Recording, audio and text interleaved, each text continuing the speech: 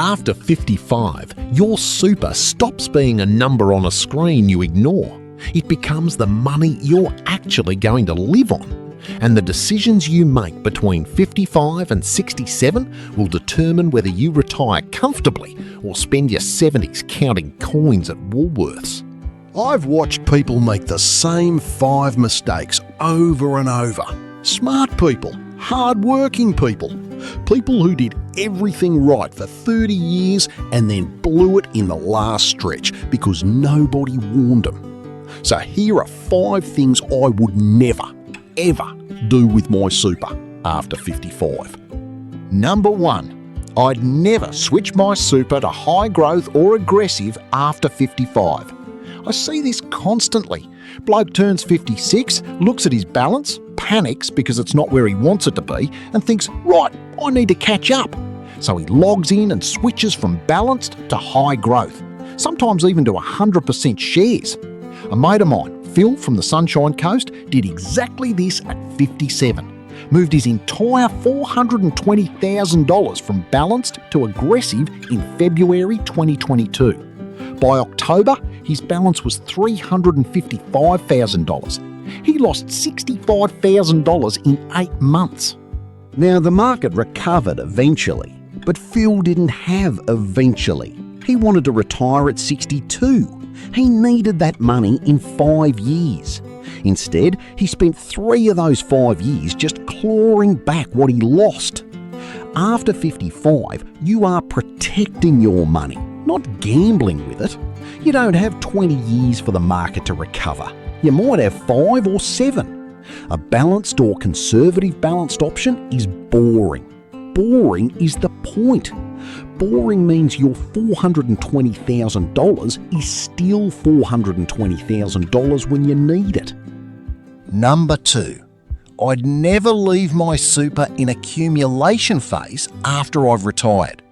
This one costs Australians hundreds of millions of dollars every year, and almost nobody talks about it.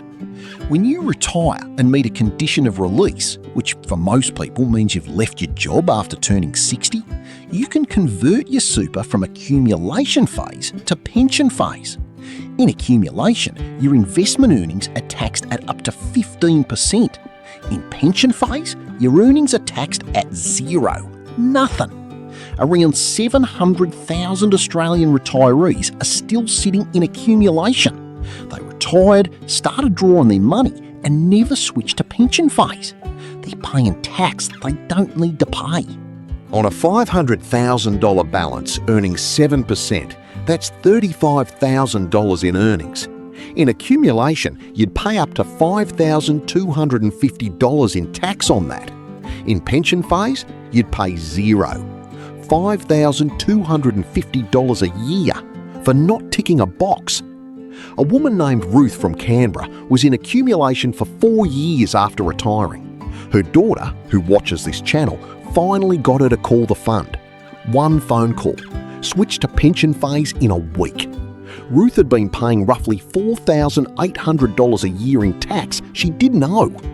If you've retired and your super is still in accumulation, call your fund tomorrow morning. Not next week, tomorrow.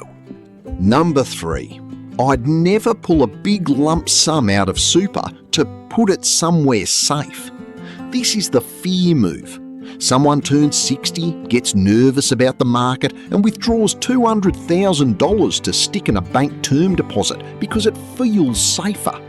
Here's what actually happens. Inside super, your earnings are taxed at 15% in accumulation or 0 in pension phase.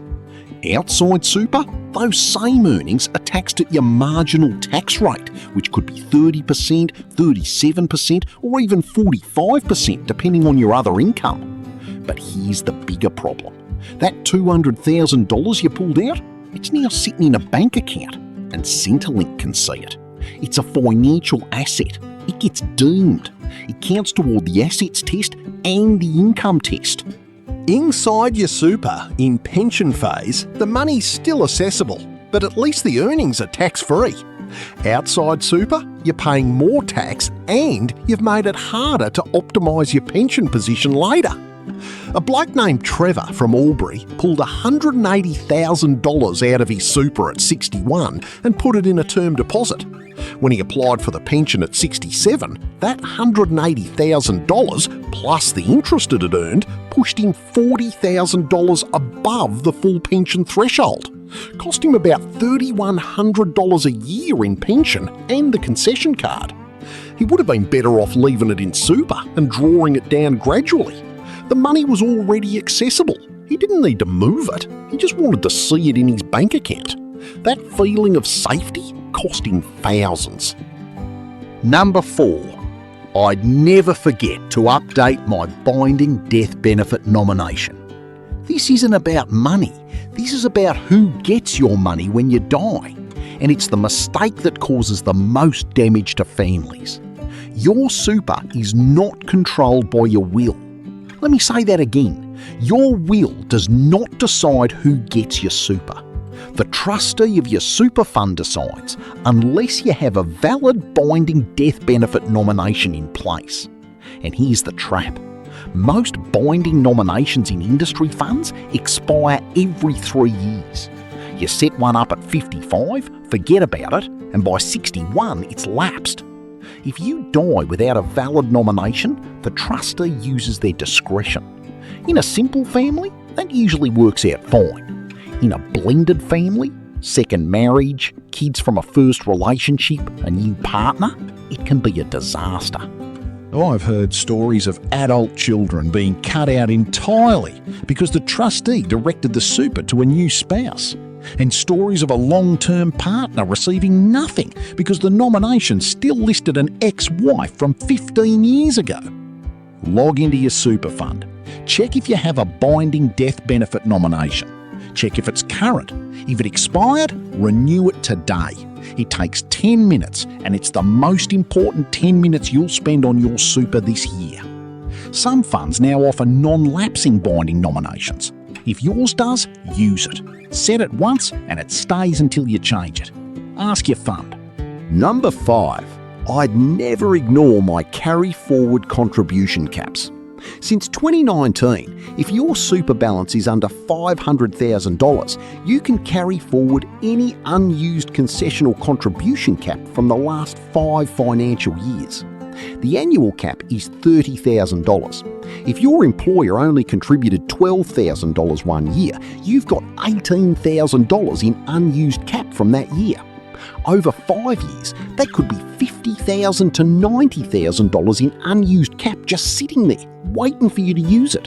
And here's the urgent part. Unused cap from 2020-21 expires after 30 June 2026. That's 5 weeks away. If you have unused space from that year and you don't use it before July, it's gone forever. A bloke named Eddie from Geelong discovered he had $67,000 in unused carry-forward cap.